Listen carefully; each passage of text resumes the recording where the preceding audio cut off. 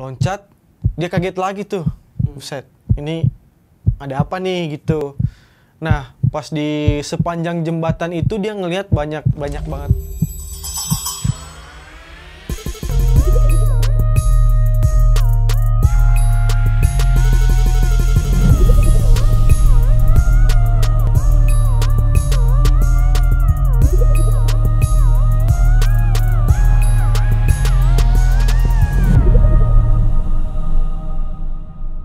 Halo kawan mistik. Balik lagi sama kita berdua. Berdua lagi nih kita. Di channel Mistik akan ceritain cerita-cerita mistis buat kalian semua. Yoi. Nah, kalau kemarin berdua sama Wilman gue yang cerita, sekarang gue yang cerita. Yoi. Ceritanya tentang apa nih, Man? Kalau ini sih cerita dari temen gue juga sih, Wak. Jadi mereka dulu itu pernah ke satu bisa dibilang daerah ujung Sumatera ya, soalnya Riau, di ujung Riau.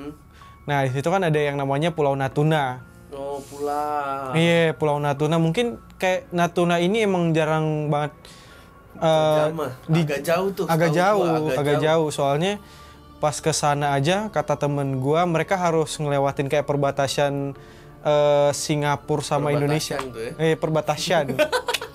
Agak kepleset dikit nih. Emang iya, itu emang udah mau dekat Singapura. Singapura gitu, iya. Lautnya. Iya. Soalnya kata teman gue ini lagi pas dia cerita itu, mereka itu naik 2 kapal kan.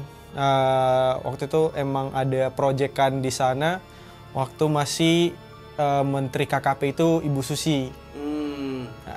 Gue tahu tuh sempat ada proyekan. Iya. Jadi kan teman gue ini kesana. Nelayan kan? Iya, yang nelayan KKP. Nah, mereka naik kapal KKP tuh, 2 kapal tuh di sana. Nah, mereka berangkat dari Jakarta dulu, terus ke Batam. Habis dari Batam mereka langsung ke Natunanya. Nah, di perjalanan itu mereka 19 jam. 19 jam naik kapal tuh. Nanggung udah sampai Eropa itu. Iya. 19 jam kan, 19 jam perjalanan. Nah, pas mereka nyampe di Pelabuhan Natuna, mereka nggak langsung ke hotel, tapi mereka nunggu kapal yang satu lagi. Karena kapal yang satunya lagi mesinnya nyalanya cuma satu doang, sebelah doang. Jadi jalannya agak lama. Jadi yang kapal yang satu ini jalannya 24 jam jatuhnya. Kan yang tadi yang pertama 19 jam tuh. Yang kedua 24 jam jatuhnya. Wow. Lumayan ini juga kan, karena udah gitu mereka nyampe sore tuh di pelabuhan situ. Sore udah mau malam lah, udah mau maghrib kan. Nah, sembari mereka nunggu itu jemputan. Nah, hotel mereka ini juga cukup lumayan jauh dari pelabuhan Natuna. Kata temen gue itu ada sekitar 2 jaman lah. 2 jam perjalanan. Berarti udah 19 jam terus harus 2 jam. Harus 2 jam lagi ke tempat penginapan. Itu rontok sih badan kalau kata gue sih. Itu rontok badan. Lagi di lautnya lama lagi. Di lautnya lama. Nah udah kan, yang jemput datang, mereka jalan nih. Nah mungkin karena tadi si temen gue ini udah kecapean di kapal duluan, jadi dia duduk di depan nih samping supir. Jadi di belakang ada temennya lagi yang satu grup sama dia. Terus di belakangnya masih ada lagi 2 orang gitu. Jadi di tengah 3, di belakang paling belakang 2 gitu. Nah mereka jalan kan, jalan. Nah di perjalanan itu emang kalau ya namanya Natuna, tapi ini bukan bermaksud mengucilkan teman-teman yang di sana. Cuman emang keadaannya waktu itu rumahnya agak jarang tuh di situ. Iya, wajar sih karena maksudnya itu belum terlalu terjamah. Belum terlalu terjamah, ya. Dan maksudnya gadget sampai sinyal pun susah. Susah, betul. Nah rumahan jarang, terus masih banyak pohon-pohon, gunung-gunung gitu. Nah bahkan di situ masih asri banget. Nah bahkan di situ ada gunung monyetnya juga, Wak, di situ. Yang monyet semua gunungnya. Iya, monyet semua. Jadi di jalan itu banyak banget monyet-monyet tuh di situ. Nah di perjalanan di situ ada salah satu jembatan tuh. Itu mereka udah 1 jam perjalanan tuh ya. Si teman gue tadi kan ketiduran nih karena dia capek. Nah pas nyampe di jembatan itu dia kaget, kebangun. Kebetulan si teman gue ini emang agak waktu itu dia masih rada sensitif sih katanya, masih rada sensitif. Nah pas dia masih merem itu dia kayak ngelihat ada satu sosok di sebelum nyampe jembatan ya, berdiri kayak ngadang mobil gitu. Nah dia kirain begal, karena dia mikirnya kayak di Jakarta lah pasti ada begal-begalnya kayak gitu. Padahal di pungli lah ya, pungli gitu karena masih daerah-daerah kan. Nah tapi dia ini kok si bapaknya nggak ngerem mobil atau pelanin kecepatan mobil, tapi si sopirnya gas terus tuh, gas terus. Pas nyampe mulai deket kayak udah mau nabrak mobilnya, tiba-tiba si bapak yang berdiri depan tadi hilang tuh, kayak hilang aja gitu, udah langsung tak hilang gitu kan. Nah pas nyampe di ini mereka lanjut jalan terus, dia kaget sih, lo itu tadi apa dalam hatinya dia, tapi dia nggak ngomong, takutnya dia ngeganggu yang lain juga kan gitu. Nah pas nyampe di pertengahan jembatan, dia ngeliat di sebelah kiri itu, soalnya di bawah itu kayak danau dua, kayak danau tapi ada alirannya yang ke arah laut gitu, lumayan tinggi juga. Nah ada yang loncat tuh, satu laki-laki loncat dari jembatan ke arah itu kan yang di sebelah kiri, loncat. Dia kaget lagi tuh, buset ini ada apa nih gitu. Nah pas di sepanjang jembatan itu dia ngelihat banyak banget jenis-jenis sosok sih sebenarnya. Ada ya kuntilanak duduk di pinggiran jembatan, kan jembatan itu ada kayak pegangannya gitu kan. Nah dia duduk di situ tuh si kuntilanaknya. Terus ada ya dari kepala sampai ke dada itu monyet, tapi dari dada ke bawah itu manusia. Dari pinggang ke bawah kayak sunggokong tuh. Iya kayak sunggokong. Nah dia bergelantungan tuh di atas, gelantungan. Udah gitu jalan lagi, dia ngeliat lagi ada anjing gitu, sosok anjing. Udah masih banyak nih yang dia temuin. Nah cuman ada satu yang bikin dia kaget banget. Badannya kuda, tapi dari sininya itu, dari dada ke atasnya itu manusia.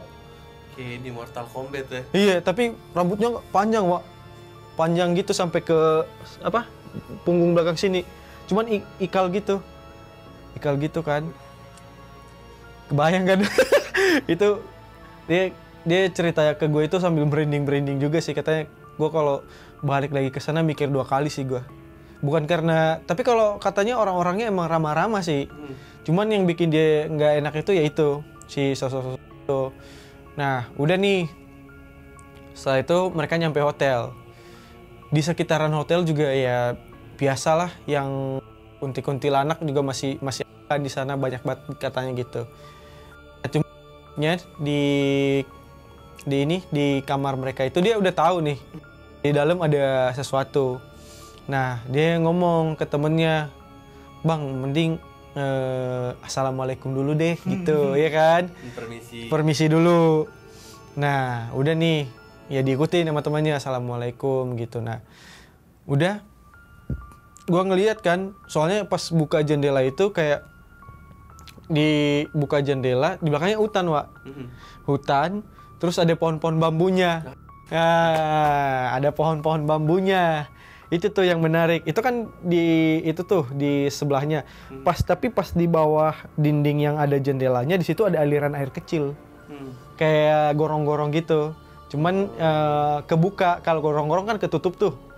Nah, ini kayak aliran kecil aja tuh di situ. Nah, di situ kan banyak tuh. Pas udah itu kita berarti abis maghrib itu udah jam 9:30 malam.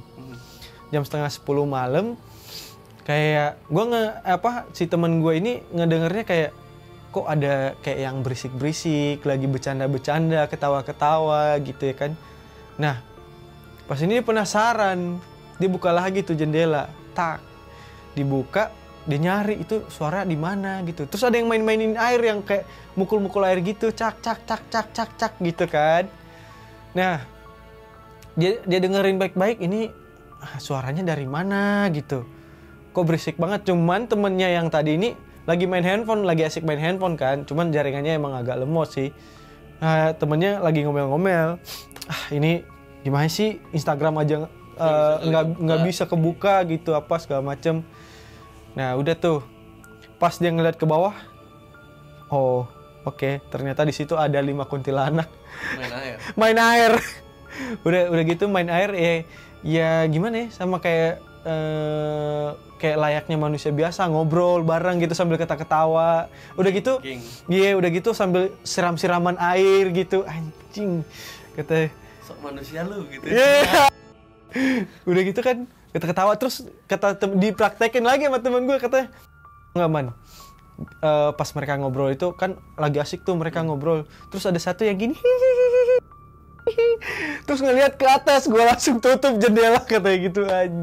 Katanya gue takut banget man waktu itu. Nah udah gitu yang tadi diam di kamar itu emang diam aja. Jadi kan ada 2 nih ranjangnya tempat tidurnya. Nah si temannya tadi tidur di dekat pintu. Nah dia tidur di dekat jendela, si teman gue ini. Di dekat jendela itu pas persis di bawah kakinya itu ada lemari baju. Nah kan lemari baju itu agak lumayan tinggi lah ya, ada 2 meteran gitu. Nah dia justru lebih sensitif lagi karena udah capek kan. Jadi frekuensinya sama nih sama mereka. Makanya dari tadi dia ngeliat apa-apa gitu makin terkuras energinya. Nah akhirnya dia tidur nih, dia udah mulai udah rebahan lah gitu. Nah si yang tadi di dekat lemari atau di lemari itu dia ngomong, tolong carikan anak saya gitu.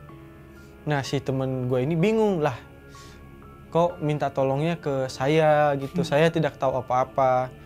Nah si temen gue ini juga sempat ceritain sosoknya itu, ciri-cirinya kayak gimana. Nah ciri-cirinya itu rambutnya panjang nutupin muka, tapi sampai rambutnya itu panjang, nggak cuman sepinggang, tapi sampai bawah, sampai kaki gitu rambutnya.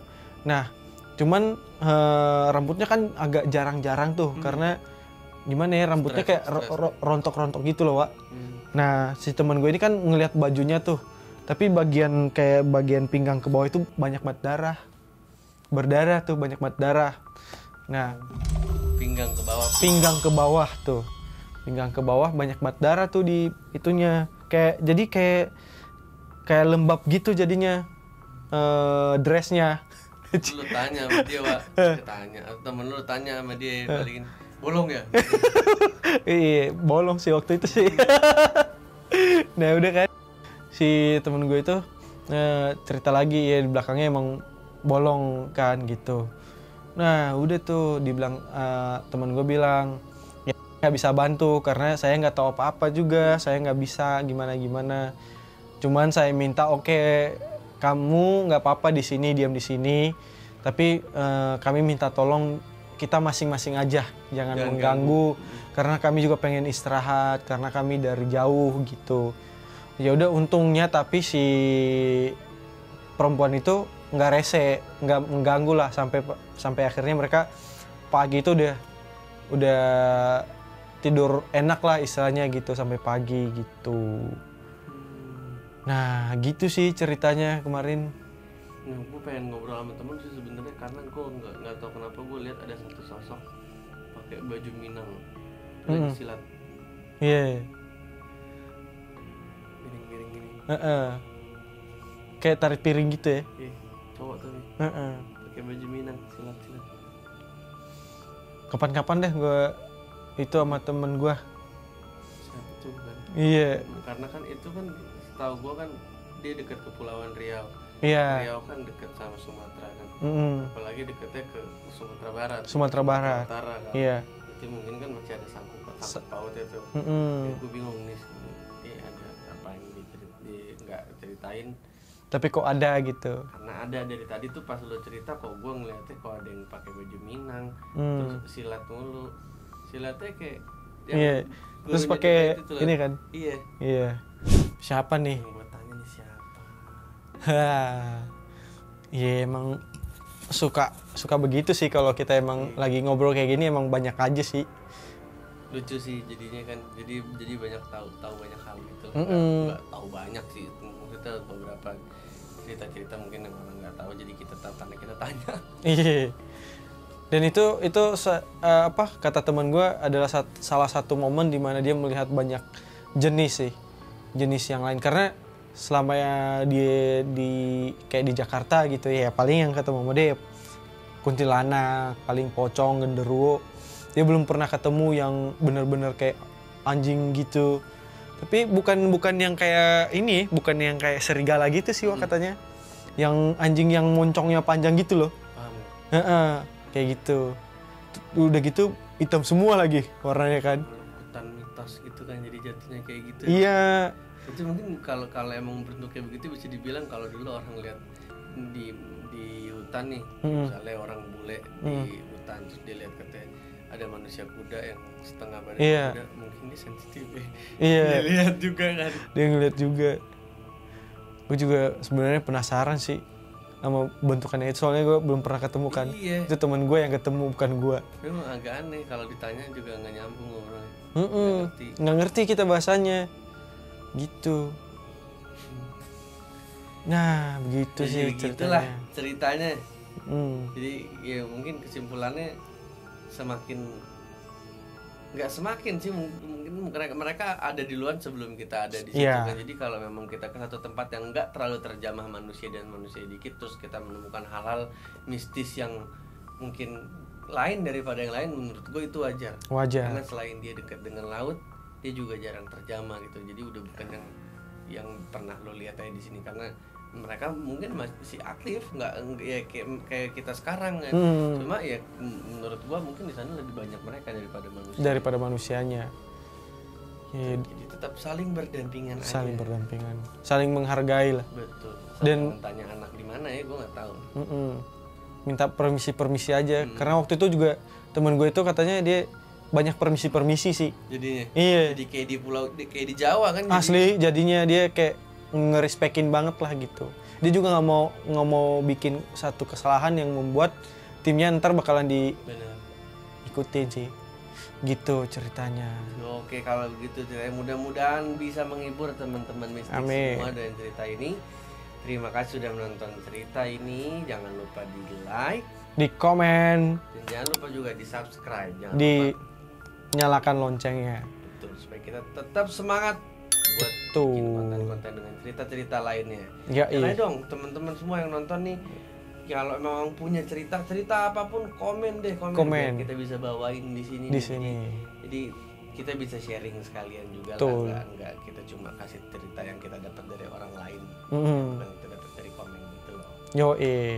Dan nanti juga emailnya bakalan kita drop di deskripsi ya, di bawah ya. Betul. Jangan lupa diceki dulu sebelum nonton. Oke lah kalau gitu. Udah malam ya. Oke kalau gitu, The Mystic Chaps.